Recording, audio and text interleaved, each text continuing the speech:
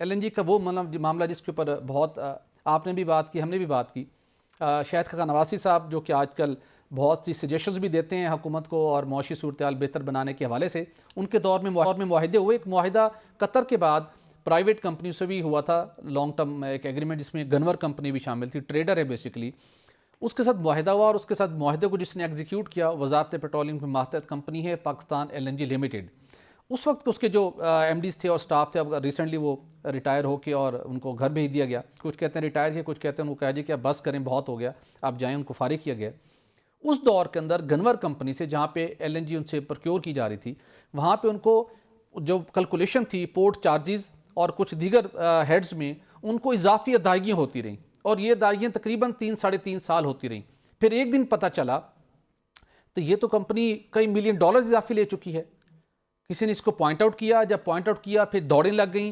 फिर उसको कंपनी को कहा गया कि जो 3.5 साल में आपने इजाफी पैसे लिए जो तो कि तकरीबन 55 मिलियन डॉलर बन चुके थे, कि वापस करें। उस कंपनी ने कहा जी कि ऐसे कैसे हुआ कि अब मैं वापस करें, मेरा तो राइट था, आप हर माह हर चीज़ को इनवॉइसेस को वेरीफाई करते हैं और ये को गन पॉइंट पे तो हमने नहीं लिए। वो ना मानी। Ultimately international court of London का दरवाज़ा खटखटाया गया, एक बड़ी तगड़ी वकीलों की टीम गई, टीए बने, वकीलों की फीसें अदा की गई, पाकिस्तान केस जीत गया अल्लाह करके। उसके साथ पीएसओ के साथ भी यही हुआ, पीएसओ भी केस जीत गया।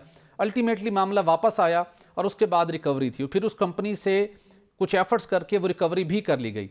अब ये जो रकम थी हर महीने जो उनको इजाफी पेमेंट हो रही थी, ओगरा प्राइस नोटिफाई करता है, आरएलएनजी की जो कस्टमर है उसके ऊपर पास ऑन कर दी जाती है। तो ये रकम कमर्शियल्स जो सार्फिन थे, सनती सार्फिन थे, उनकी जेबों से निकाली गई थी।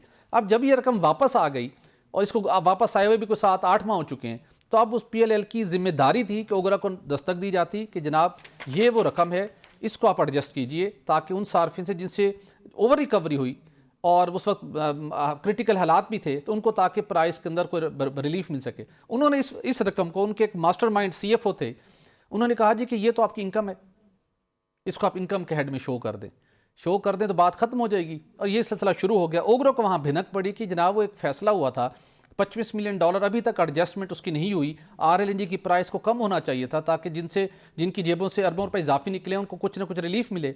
उन्होंने नोटिस लिया, लेटर लिखा, ये माने नहीं। उनका सीएफओ और उनकी जो बाकी टीम थी वो बहुत कॉन्फिडेंट थे, नहीं जनाब कि इसको इधर ही पार्क होना चाहिए। अल्टीमेटली ओगरा के रोल के बाद उन्होंने सारे डॉक्यूमेंट्स मंगाए, कुछ डॉक्यूमेंट्स हमें भी मसूल हुए, मान गई पीएलएल के यस ये रकम आरएलजी सार्फिन से ओवर चार्ज हुई थी, अब उनको वापस जाने। अब वो रकम वापस मुंतकिल की जा रही है, लेकिन ये 8-9 माह लग गए हैं और कोशिश ये थी कि इस रकम को बतौर इनकम इस कंपनी के अकाउंट में एडजस्ट कर लिया जाए और उन सार्फिन को ये मुंतकिली वापस नहीं होनी चाहिए। वो जी 4-5 साल के दौरान इतना बड़ा 55 मिलियन डॉलर की किसी की नालायकी थी, नाअहली थी, किसी से कोई क्वेश्चन नहीं किया गया। सीएफओ की जिम्मेदारी थी, उस वक्त के एमडी की जिम्मेदारी थी। अभी एमडी हैं जीएचपीएल के मसूद नबी साहब, उनके पास एडिशनल चार्ज है पीएलएल कंपनी का भी, और वो कोशिश कर रहे हैं कि इस कंपनी के मामलात को स्ट्रीमलाइन किया जाए, गर्चे कि उनकी अपनी कंपनी के मामलात भी हैं, मसरूफियत है, लेकिन दूसरी कंपनी का मुस्तकिल पीएलएल का एमडी नहीं है। लेकिन जिन्होंने उस टाइम के अंदर इतनी बड़ी नेग्लिजेंस की कि गैर मुल्की कंपनी को 55 मिलियन डॉलर इजाफी चले गए, फिर अल्लाह करके लंदन में लड़ झगड़ के हम वापस आए, उसका भी खमियाजा भुगतना पड़ा, नेशनल एक्सचेकर के ऊपर बोझ पड़ा होगा, वकील हायर किए गए, कोर्ट केस जाके लड़े, और उसके बाद जब वो रकम वापस आ गया कोई एडजस्ट करने को तैयार था। अगेन एक नेग्लिजेंस कह लें, एक और अलेजली क्रिमिनल एक्ट है, तो कोई पूछ कुछ करने वाला नहीं है जिस सारे मामले की। भट्टी साहब ये बड़ा मतलब आई एम शॉक्ड, मैं एक लफ्ज़ अगर कोई कहूँ मैं, हमने वो कहते रिपोर्टर्स जो है ना, आप और हमारे जैसे और भी बहुत सारे हमारे दोस्त जो है ना, हम खबरें कर करके स्कैंडल कर करके ना हम भी थोड़े से रूथलेस हो जाते हैं। हमें भी ज़्यादा बहुत बड़ी खबर है तो हम थोड़े से होते हैं, अदरवाइज हमारा भी कसाई वाला काम है कि रोज़ाना आपने वो ज़िबा करना है और आपको खून दे के कुछ नहीं होता। आम आदमी तो बेचारा उसका दिल शायद कांप रहा होता, हमारा भी ये कुछ होता है। लेकिन हर दफ़ा कोई ऐसी खबर आ जाती है जिस पर हिल के रह जाते हैं, हम भी शॉक हो जाते हैं। ये उन्हीं में से एक स्कैंडल है जो आपने अभी किया है। इनसे ज़रा पूछ लें, ये किसी दुकान पे चले जाएं, एक 10 रुपए की चीज़ लेनी होगी ना, ये 10 दुकानें फिरेंगे। ये ज़रा जहन में रखें। इन्हें ये पता चल जाए घर आके भी कि यार इसमें तो 2 रुपए ज़्यादा चार्ज किए हैं, ये अगले दिन उसके पास वापस जाएंगे, लड़ के आएंगे।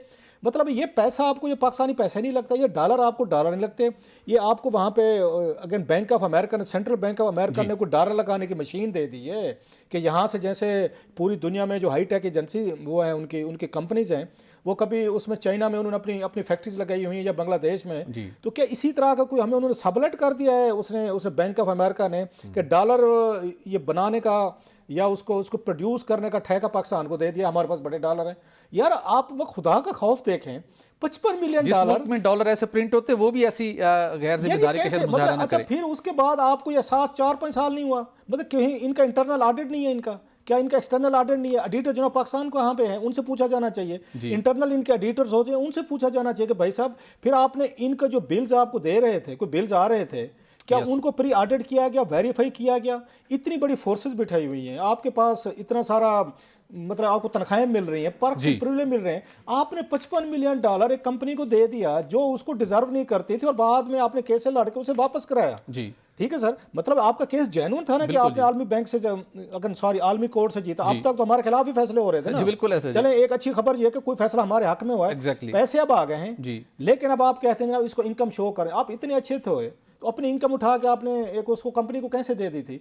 इन लोगों को तो अगर कोई और कोई मतलब कोई इस मुल्क में कानून होता, कोई कायदा होता, और अभी वही लोग चला रहे हैं उसी कंपनी को जिन्होंने 55 मिलियन डॉलर दिया है। उनमें से 2 साहब जा चुके हैं और बाकी टीम नीचे मौजूद है। अच्छा, आपका क्या ख्याल है? मैं जस्ट मैं आस्किंग, आप जो इन चीज़ों को करते हैं ये बाई डिफॉल्ट है या बाई डिज़ाइन है? By design. मतलब आप मिले हुए हैं ना कहीं पे, अब इतने बच्चे हैं कि आप 55 मिलियन डॉलर, यार इसको 5.5 करोड़ आपका डॉलर बनता है, इसको जरा आप 280 रुपए के साथ इसको जरा दें, बिलियंस ऑफ रुपीज का आपका पैसा बनता है। बिल्कुल ऐसे। ये इतने बेवकूफ़ हैं, ये इतने सादा हैं कि किसी को पैसे दे, ये तो किसी को मतलब है कुछ चाय ना पिलाएं अगर इनको फायदा नजर ना आ रहा हो, ये तो किसी को दफ्तर में नहीं घुसने देंगे। बिल्कुल ठीक। चलिए इस मामले का दुरुस्त कह रहे हैं, हमारे लिए बहुत बड़ी एक शॉकिंग न्यूज़ थी और उग्रा ने नोटिस लिया जो कि खुश आइंद है, लेकिन हम तवक्को करते हैं एमडी GHPL मसूद नबी साहब, जो एडिशनल चार्ज है PLL का भी, कि वो ना सिर्फ जल्द अज जल्द इस मामले को नोटिफाई करें, रिवाइज नोटिफिकेशन करें, ताकि जिन RNG कंज्यूमर से ओवर रिकवरी हुई उनको ये बेनिफिट मिल सके। और उसके साथ साथ PLL का जो इंटरनल फाइनेंशियल सिस्टम इतना वीक है, जहां से गैर मुल्की कंपनी को